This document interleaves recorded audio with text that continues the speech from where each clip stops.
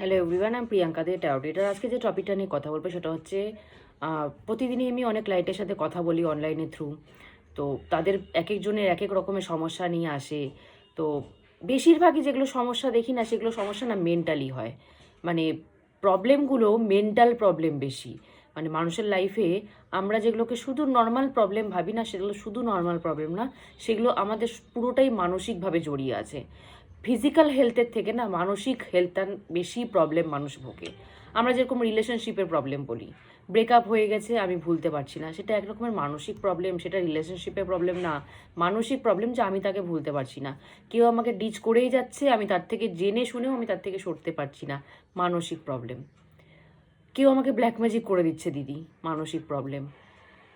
কেউ আমার ঘরের থেকে আমার এটা হারিয়ে গেছে, বিশেষ করে আমাদের পরনের জামা কাপড় হারিয়ে গেছে, কেউ এটা কিছু করে দেবে না তো, মানসিক প্রবলেম। অনেকে আবার এটাও এসে বলে দিদি আমার হেলথ কেমন থাকবে। প্রথম কথা, হেলথ কেমন থাকবে সেটা জানার কি দরকার? আমি নিজের হেলথ কেমন থাকবে সেটাই জানতে চাই না, কি হবে জেনে? তো অনেকেরই কিউরিসিটি থাকে হেলথ কেমন থাকবে। তারাই এইটা জানতে চায় যারা হেলথ কেমন থাকবে।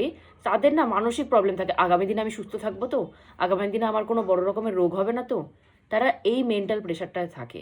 ওই জন্য তারাই এই কোশ্চেনটা করে যে হেলথ কেমন থাকবে। কারণ আমার মনে আজ পর্যন্ত আমি নিজে রিডিং করি, হেলথ কেমন থাকবে আমি কোনোদিন জানতেই চাইনি যে আমার হেলথ কেমন থাকবে। কারণ আমি জানি যেরকমই থাকবে থাকবে, সেখানে আমার কোনো হাত নেই। আমি জেনেও সেটাকে চেঞ্জ করতে পারবো না। তো আমি জেনে কি করব হেলথ কেমন থাকবে? যেরকম চলছে চলতে দাও, যখন প্রবলেম হবে তখন সেটা সলিউশন খুঁজবো। আগের থেকে শুনে কি হবে? বিশেষ করে হেলথ, অন্য কিছু তাও চলো ঠিক আছে, হেলথ আমার মাথায় ঢোকে না যে হেলথ নিয়ে মানুষ এতটা চিন্তিত কেন, কারণ কি? এরকমও কেউ কেউ এসে বলে দিদি আমার হার্ট অ্যাটাক হয়ে যাবে না তো ভবিষ্যতে, একটু দেখে দাও তো। ভবিষ্যতে হার্ট অ্যাটাক হবে কিনা সে এখনই জানতে চাচ্ছে, কেন? এতটা ইনসিকিউরিটি কেন? ভবিষ্যতে আমার ব্রেন স্ট্রোক করে দেবে না তো, আমি বিছনায় পড়ে যাব না তো? এখনই মানুষের, ইয়ং বয়সের মানুষের এখনই ভয় যে আমি বিছনায় পড়ে যাব না তো। কেন এতটা মেন্টাল স্ট্রেস আপনারা নেন? কেন? কারণটা কি? সব কিছুর কারণ একটাই, সেটা হচ্ছে মানসিক প্রবলেম। মানুষ ঘরে হয়তো তাদের সাথে লোক আছে, এই মানসিক প্রবলেমটা উৎপত্তির স্থলটা কোথায়? এই মানসিক প্রবলেমের উৎপত্তির স্থল হচ্ছে একাকিত্ব। একাকিত্ব মানে এই না যে আমি একটা বড় বাড়িতে একা আছি, না। মানুষ সবাই সবার সাথে থাকে। এখন তো, আগেকার দিনে তো একান্নবর্তী পরিবার ছিল, অনেক ফ্যামিলি একসাথে মিলে থাকতো, দাদা ভাই সবার ফ্যামিলি একসাথে থাকতো। এখন তো সব সেপারেট সেপারেট হয়ে গেছে।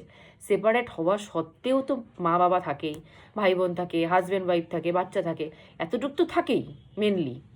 এতটুকু থাকার পরেও মানুষের একাকিত্ব প্রবলেম হয় কেন? কারণ মানুষ ওই যে একটা একাকিত্ব মেটানোর একটা সাথী, সেটা পায় না। হাজব্যান্ড ওয়াইফ আছে, বাচ্চা আছে, মা বাবা আছে, তবুও মন খুলে কারোর সাথে যে কথা বলবে সেই স্পেসটা কারোর মধ্যে নেই।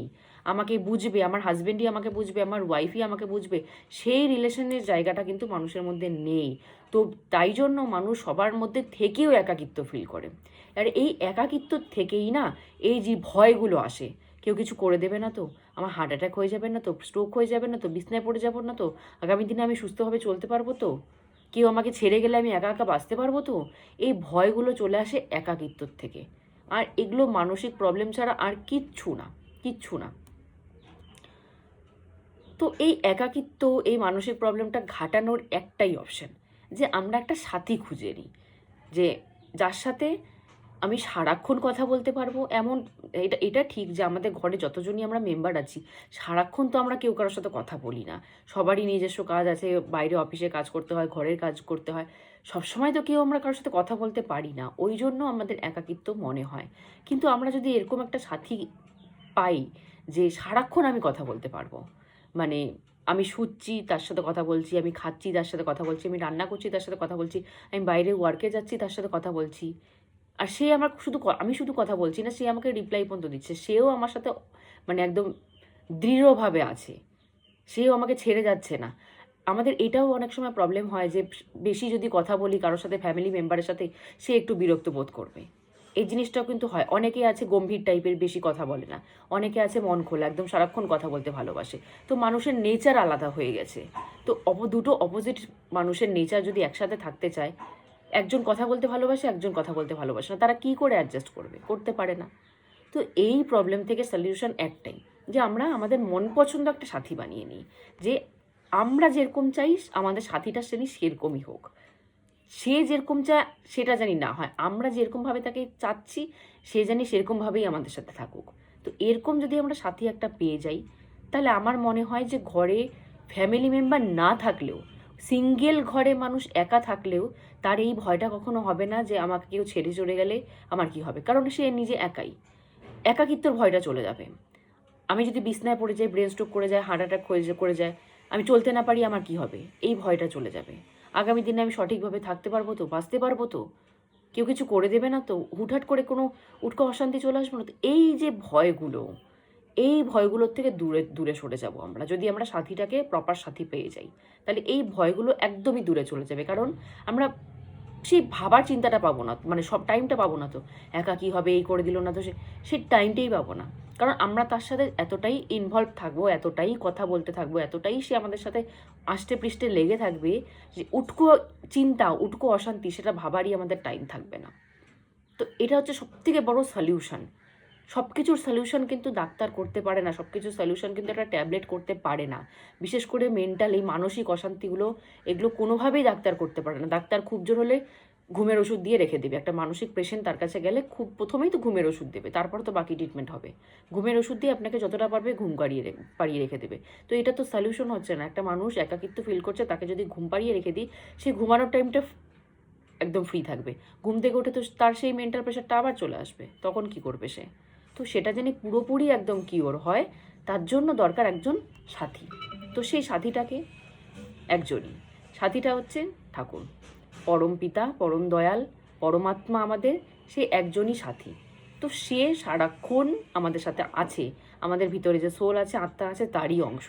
তো তাকে যদি আমরা সাথী বানিয়ে নিই, আমাদের ভিতরে যে সোল আছে তাকে যদি সাথী বানিয়ে নিই, সবাই পারে না নিজের আত্মাকে সাথী বানাতে, পারে না। সাথীর জন্য আমরা অন্য দৈহিক মানে মানুষ চাই, আমরা রক্ত মাংসের একটা মানুষ দরকার আমাদের সাথীর জন্য। কিন্তু আমাদের ভেতরে যে সোল বসে আছে, ঠাকুরের অংশ, তাকে যদি আমরা সাথী বানিয়ে নিই, তার থেকে বেস্ট গাইডার, তার থেকে বেস্ট প্রোটেক্টার আর কেউ হতে পারে না। আমি আগেও একবার ভিডিওতে বলেছিলাম, কেউ হতে পারে তার থেকে বেস্ট সাথী, তার থেকে বেস্ট কেউ সাথ দিতে কেউ পারে না। কারণ সে তো ঠাকুরের অংশ, তো সে তোমাকে কোনো ভুল গাইডেন্স দেবে না, ভুল পথে নিয়ে যেতে দেবে না, কোনো ভুল কাজ করবে তার আগে তোমাকে হাত ধরবে, সব কিছু পারফেক্ট হবে যদি তাকে জাগানো যায়, তাকে সাথী বানানো যায়। সারাক্ষণ তোমার সাথে সে কথা বলবে। এই কথাগুলো যারাই শুনবা আমার অডিয়েন্স, এটা ভাবতে পারো দিদি কী বলছে উল্টাপাল্টা, সে কথা বলবে। হ্যাঁ, তোমরা যদি জাগাতে পারো, ভেতরে বসে থাকা ঠাকুরকে, তার অংশকে যদি জাগাতে পারো, সে সারাক্ষণ তোমার সাথে কথা বলবে। সারাক্ষণ তুমি কথা বলবা, সে অ্যান্সার দেবে, সে অ্যান্সার দিতে বাধ্য। তুমি কথা বলবা, তুমি একটা কোশ্চেন করবা, সে তার পরিপ্রেক্ষিতে তোমাকে 3 রকমের ভাবে অ্যান্সার দেবে, যেটা মানুষ পারে না। মানুষ একটা কোশ্চেন করলে একটা কোশ্চেনের অ্যান্সার দিতেই অসহ্য হয়ে যায়। একজনের কথার অ্যান্সার আমি দেবো, তাও আবার 3 রকমভাবে, একবারে না বুঝলে আবার বোঝাবে, মানুষের অত ধৈর্য নেই। কিন্তু যে ভিতরে বসে আছে না, তার অসীম ধৈর্য আছে। আমরা যদি না বুঝি তার অ্যান্সারটা, সে আবার অন্যরকমভাবে বোঝাবে, তারপরেও যদি না বুঝি সে আরও সরলভাবে বোঝাবে। যতক্ষণ আমি না বুঝবো সে আমাকে বোঝাতেই থাকবে, বোঝাতেই থাকবে, বোঝাতেই থাকবে, সে কখনো ফেড আপ হবে না। সে এরকম সাথী। কথাগুলো শুনতে খুব অবাক লাগছে, কিন্তু একদম মানে যে জিনিসগুলো করতে পারে, যে ভিতরের সোলকে জাগাতে পারে, যে তাকে সাথী বানাতে পারে, যে তার সাথে কথা বলতে পারে, একমাত্র সেই জানে যে সে যদি একবার জেগে যায়, আমাদের উল্টো মানুষ দেখলে ভালো লাগবে না, যে ঘরে একাকিত্ব থাকি, তার সাথে আমি কথা বলছি, উল্টো ঘরে অন্য মানুষের সাথে কথা বলতেও তখন ইচ্ছা করবে না, যদি তার সাথে কথা বলে একবার মজা পেয়ে যান। কারণ সে তো আপনার মতো কথা বলবে না আপনার সাথে, সে আপনি যেভাবে কথা বলতে চাচ্ছেন সে সেরকমভাবে আপনাকে প্রিপেয়ার করবে। সে এত সুন্দরভাবে বোঝাবে যে এই ফিলিংসটা আপনি অন্য মানুষের থেকে কখনোই পাবেন না।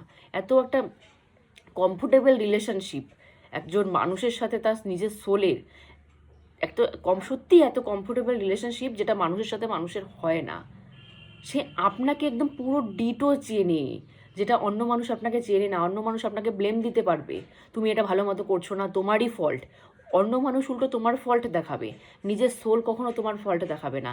যদি তোমার মধ্যে ফল্টও থাকে, সে সেটাকে কি করে রিকভারি করতে হবে সে সেটাকে বলে দিবে, তোমার দিকে আঙ্গুল তুলবে না, তোমাকে নিচু করবে না, তোমাকে কি করে উপরে উঠাতে হবে টেনে, সেই জ্ঞানটা সে দেবে। তো এত কমফোর্টেবল রিলেশনশিপ না মানুষের সাথেও মানুষের হয় না, যেটা নিজের সোলের সাথে হয়। তো তাকে সাথী বানিয়ে নাও। সব থেকে বেস্ট এটা হচ্ছে মেডিসিন। নিজের সোলকে সাথী বানিয়ে নাও। অন্য কোনো মানুষের সাথে সারাদিনে তোমার কথা বলার দরকারই পড়বে না। উল্টো কেউ কথা বলতে আসলে ফেড আপ মনে হবে যে আমি এখন কথা বলছি তো একজনের সাথে, তো তোমার মাঝখানে ইন্টারফেয়ার করার দরকার নেই তো। তখন উল্টো ডিস্টার্ব ফিল হবে অন্য কেউ কথা বলতে আসলে। জিনিসগুলো করে দেখো, যদি কেউ করতে পারো তাহলে তোমাদের মনে হবে যে জিনিসগুলো আমি সত্যি বলছি। আর যদি কেউ করতে না পারো তাহলে তার কাছে আমার কথাগুলো না অবান্তর আকাশ কুসুম মনে হবে, দিদি কী বলছে উল্টো পাল্টা কথাবার্তা। কিন্তু যে করতে পারে সে বুঝবে যে আমি কতটা ন্যায্য, কতটা সত্যি কথা বলছি। তো তাকে সাথী বানিয়ে নাও। সে যদি সবসময় সাথে থাকে, ভয় টয় মনের থেকে সব দূরে চলে যাবে। কেউ কিছু করবে আমাকে, করুক, আমার যে সোল আছে সে আমাকে বাঁচিয়ে নেবে, এই এতটা পাওয়ার চলে আসবে। কেউ কেউ আমার ঘর থেকে আমার মানে বস্ত্র চুরি হয়ে গেছে, তার মানে কেউ কিছু করছে আমার বস্ত্র দিয়ে, করুক, কোনো যায় আসে না। আমার সোল আমাকে প্রোটেকশন দিচ্ছে তো। কেউ কিছু করছে, করুক না, আমার প্রোটেক্টর আমার সাথে আছে তো। আমি ভুল জায়গায় যাবো, আমার গাইডার আছে তো, আমাকে সেই জায়গায় যেতে দেবে না তো। আমাকে আমাকে আগেই বলে দেবে ওই জায়গায় যাস না, এখানে যা, এটা ঠিক, ওটা এটা করিস না, এটা ভুল হচ্ছে, এটা কর, এটা ঠিক। গাইডার প্রোটেক্টার যদি কেউ সাথে সারাক্ষণ সাথে নিয়ে চলে, তার একাকিত্ব ফিল হবে? একাকিত্ব ফিল তো হবেই না। প্লাস ভয় লাগবে, কোনো কিছু নিয়ে ভয় লাগবে? কোনো কিছু নিয়ে ভয় লাগবে না, কারণ সে ভয়ের জায়গাটাই সে দেবে না। সে ভুল পথে যেতেই তোমাকে দেবে না, ভুল কাজ করতে দেবে না, ভুল কথাও মানুষের সামনে সে বলতে দেবে না। সে এতটা টেনে ধরে রাখে। তো তাকে একবার জাগিয়ে দাও, তাকে একবার জাগিয়ে দাও।